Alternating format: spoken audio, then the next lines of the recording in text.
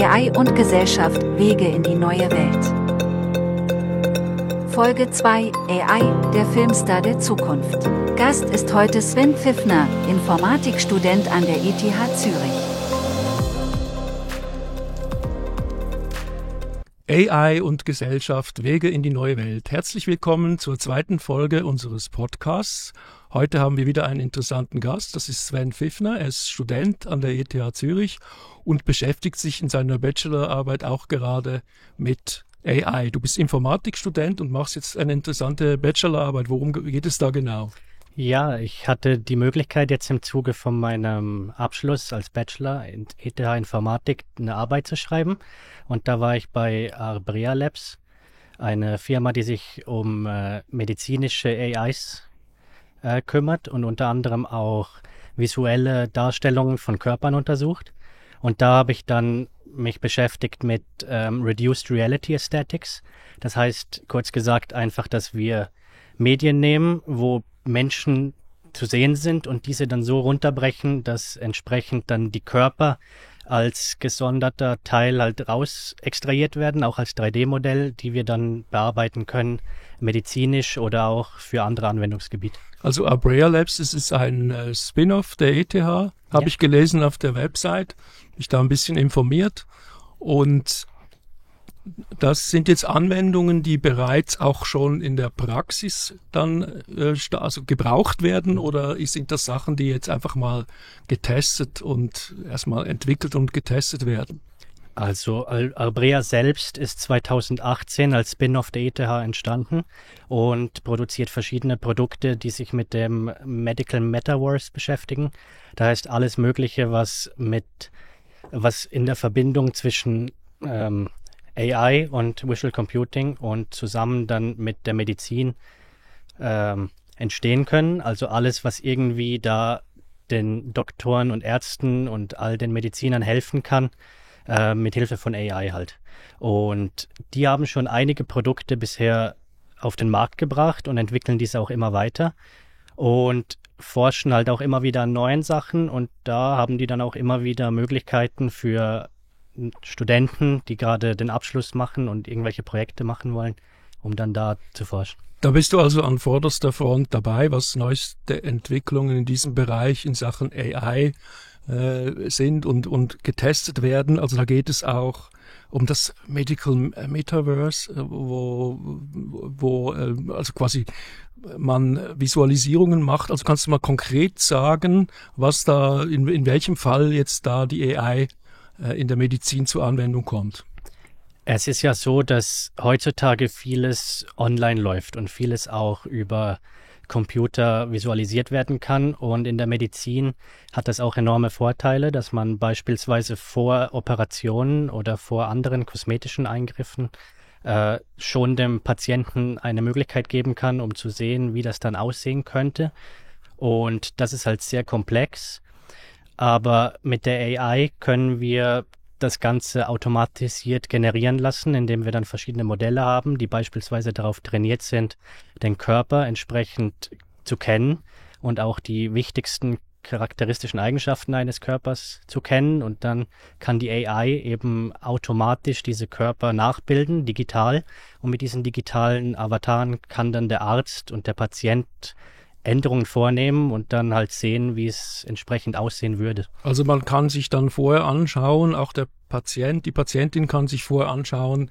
wie sie dann aussehen wird. Also wenn es zum Beispiel um eine Rekonstruktion geht nach einem Unfall, um Körperteile wiederherzustellen und damit es dann auch ästhetisch ist. Und da spielt ja dann auch immer der subjektive Geschmack eine gewisse Rolle. Also dass man dann vorher vielleicht wissen möchte, was genau, in welche Richtung es gehen soll.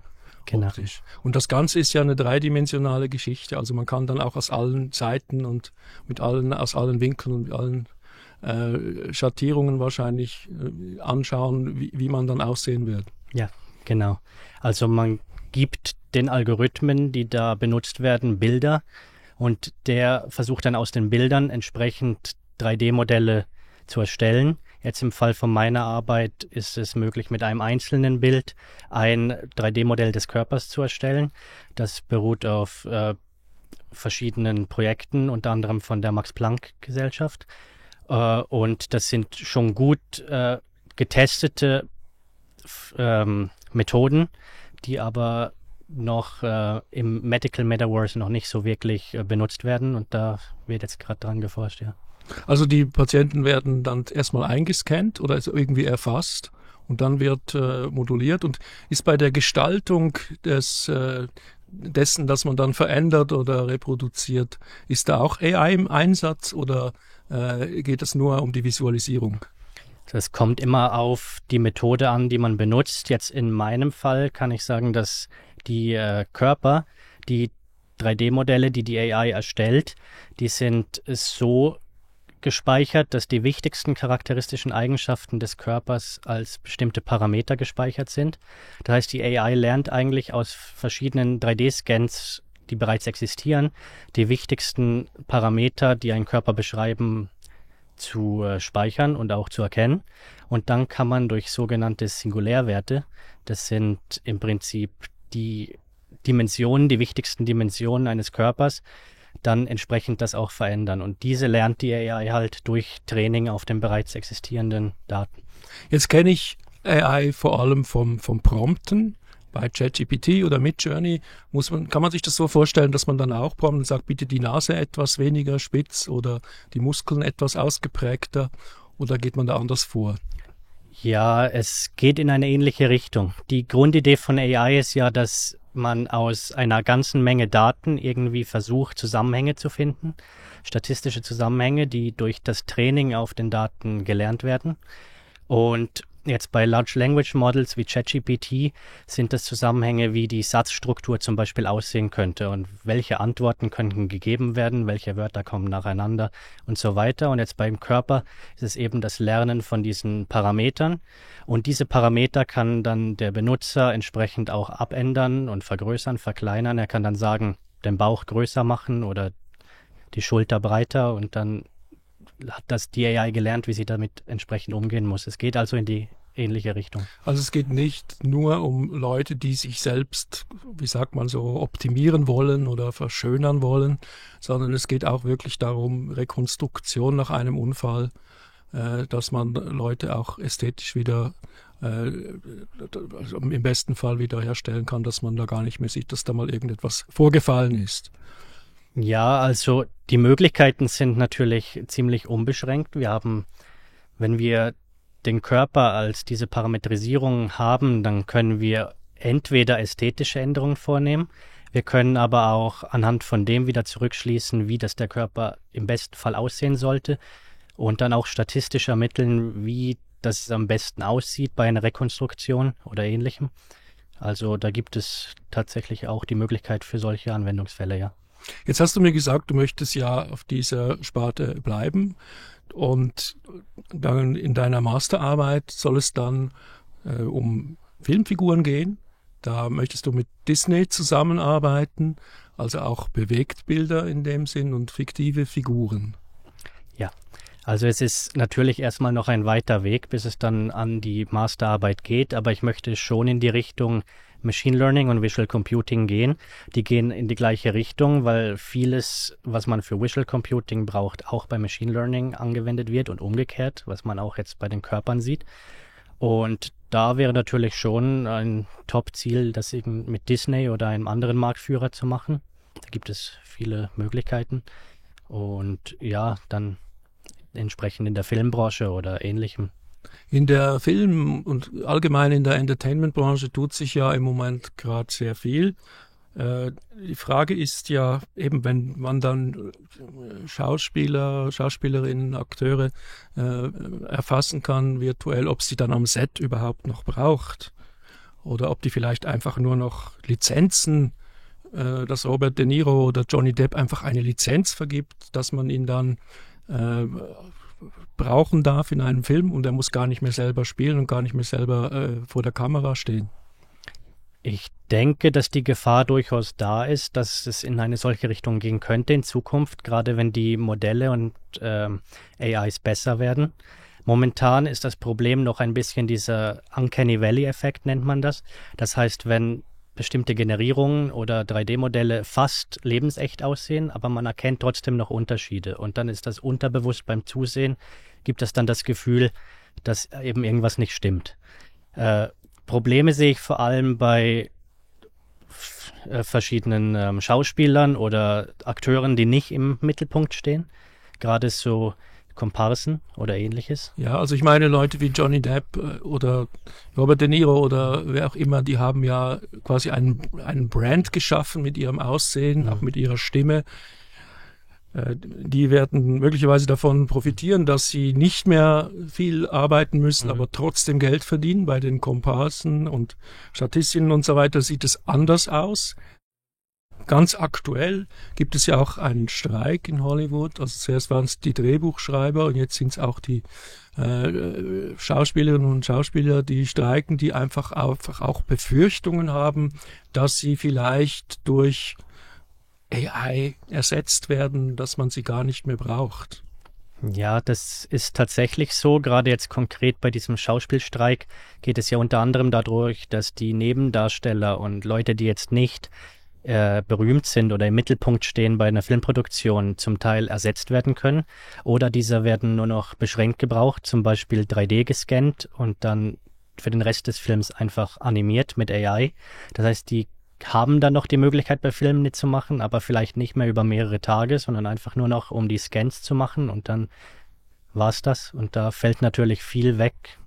Jetzt also gefordert werden ja Regeln im Umgang mit künstlicher Intelligenz, mit Artificial Intelligence. Die Leute wollen weiterhin partizipieren. Umgekehrt kann es ja auch sein, dass so auch, man spricht jetzt von Gefahren und sieht das Ganze sehr dystopisch, so die Schauspieler werden alle arbeitslos, aber es gibt vielleicht auch neue Geschäftsmodelle. Das ist so, ja. Es gibt definitiv ziemlich viele Möglichkeiten, das Ganze zu nutzen. Das Problem meiner Meinung nach ist, dass es momentan einfach zu schnell weiterentwickelt wird, als dass sich der Markt danach auch regulieren kann. Das heißt, die AI macht schneller Fortschritte, als die Leute darauf reagieren können. Und dann wird halt vieles anstatt modifiziert und bearbeitet, halt ersetzt. Also was wir daraus auch sehen, ist, dass AI und nicht nur etwas ist, was sich momentan bei uns manifestiert in Sachen Texterstellung, Bilderstellung, sondern dass das auch größere Umwälzungen geben wird in den Geschäftsmodellen. Glaube ich, sieht man hier sehr deutlich. Umgekehrt ist es vielleicht für dich und mich irgendwann möglich, ohne ein großes Studio zu besitzen, ganze Filmproduktionen zu Hause zu erstellen. Das auf jeden Fall. Es macht die ganze Produktion um ein Vielfaches einfacher. Das heißt, wir werden vermutlich in Zukunft deutlich noch mehr Medien zur Verfügung haben, aber vielleicht dann auch nicht qualitativ gleich gut, weil halt eben jeder mit wenig Aufwand und einem entsprechenden AI-Modell eigene Sachen erstellen kann. Diese Avatars, die werden ja heutzutage auch schon eingesetzt. Zum Beispiel, wenn es um die Moderation des Wetterberichts geht, gibt es auch in der Schweiz Sender, die da bereits eine virtuelle Moderatorin einsetzen. Denkst du, dass nach und nach auch so Nachrichtensprecherinnen und Talkmaster und so weiter durch Avatars ersetzt werden? Das kann ich mir sehr gut vorstellen. Ich kann mir vor allem vorstellen, dass es als Zusatzangebot in Frage kommt, zusätzlich zu den etablierten und menschlichen Hosts, dass Avatare bestimmte Aufgaben übernehmen, wie personalisierte Nachrichten oder personalisierte Wettermeldungen, weil halt alles generiert ist, kann man auch jeden einzelnen Zuschauer einzeln ansprechen und für den dann ein perfektes Programm generieren beispielsweise. Das wären so Sachen, die ich mir vorstellen könnte. Jetzt fallen dir die ja oftmals auch auf, weil die vielleicht ein bisschen zu perfekt daherkommen. Arbeitet man daran auch, dass man die ein wenig menschlicher im Sinn von nicht ganz so perfekt machen, dass sie sich vielleicht auch mal versprechen? Ob daran geforscht wird, weiß ich nicht genau. Es wäre auf jeden Fall technisch machbar, vielleicht in die Richtung irgendwas zu machen, weil das sind ja schlussendlich einfach Stellschrauben, die wir vornehmen müssen und dann die Modelle auch dementsprechend halt trainieren, dass die solche Sachen berücksichtigen. Es ist ja nicht nur auf der visuellen Ebene, wo diese Veränderung stattfindet, sondern ich glaube ganz elementar, schon in der Planung eines Films, dann ganz sicher bei der Entwicklung eines Drehbuchs oder auch eines ganzen Handlungsstrangs werden diese neuen Tools zum Einsatz kommen und die Branche, wie so viele andere Branchen auch, erheblich verändern. Das auf jeden Fall, ja. Es wird auf jeden Fall Änderungen geben. Was fasziniert dich daran? Ich finde das ganze Thema interessant, weil es eine Schnittstelle darstellt eigentlich zwischen der menschlichen Intelligenz und den Möglichkeiten von Computern, die wir schon lange nutzen. Das heißt, hier verbinden sich eigentlich zwei Welten und diese enorme Entwicklung hat auch viele Möglichkeiten für die Zukunft, weil mit dieser künstlichen Intelligenz viele Probleme gelöst werden können, die halt bisher nicht möglich waren. Denkst du, man kann die ganze Sache auch ignorieren und sagen, es wird auch immer ein Bedürfnis geben für Darsteller aus Fleisch und Blut und Filme, die auf herkömmliche Art und ohne jegliche Anspruchnahme von irgendwelcher Informatik und Artificial Intelligence hergestellt werden kann? Ich denke nicht, dass es sich ignorieren lässt, obwohl es natürlich vermutlich so sein wird, dass beide Welten weiterhin existieren. Ich sehe das mehr so wie bei der Entwicklung des Smartphones. Wir benutzen heute auch noch teilweise herkömmliche Telefone, aber die Welten verschmelzen halt und es gibt bestimmte Anwendungsgebiete für die AI und bestimmte Anwendungsgebiete oder Situationen, wo wir die AI nicht benutzen wollen. Aber wir müssen trotzdem meiner Meinung nach uns bewusst sein, dass die AI in Zukunft bleiben wird und wir müssen damit umgehen lernen und uns dieser auch bewusst sein. Ein Ignorieren, denke ich, macht da wenig Sinn. Was denkst du, wie müssen sich jetzt Schauspielerinnen, Schauspieler verhalten oder Leute, die ganz generell in der Kultur- und Entertainment-Branche weiterhin erfolgreich sein möchten oder wenigstens Bestand haben und da ihren Lebensunterhalt verdienen möchten können? Ich persönlich denke, und das rührt auch von dem Wort schon her, generative AI, die Sachen generiert. Die generiert Sachen und die hat diese Sachen, die sie generiert, gelernt aus Datensätzen, die sie schon zur Verfügung hat. Das heißt eigentlich eine wilde Mischung aus Dingen, die schon existieren. Darum ist es vermutlich so wichtig wie noch nie, dass man eine persönliche Brand entwickelt und auch selbst sich von anderen absetzt und irgendwas darstellt, was halt nicht irgendwo anders existiert, sondern kreativ ist und eigene Ideen mitbringt und auch eine eigene Persönlichkeit hat, dass die Leute wegen der Persönlichkeit sich für ihn interessieren und vielleicht nicht unbedingt für das schauspielerische Talent oder ähnliches. Und sich auch den Möglichkeiten nicht verschließt, die es so gibt. Also für mich hat die ganze Sache ja genauso viel Faszination wie auch, ich weiß auch, man muss sich damit beschäftigen. Und ich denke, es ist auf jeden Fall so oder so spannend, was noch kommt. Wir werden das ja weiterverfolgen. Und Sven Pfiffner, ich danke dir für deinen Besuch. Das war sehr interessant und ich wünsche dir viel Erfolg und bin gespannt, wie sich das entwickelt und spezifisch, was du auch noch entwickeln wirst. Dankeschön. Vielen Dank, Sven Pfiffner.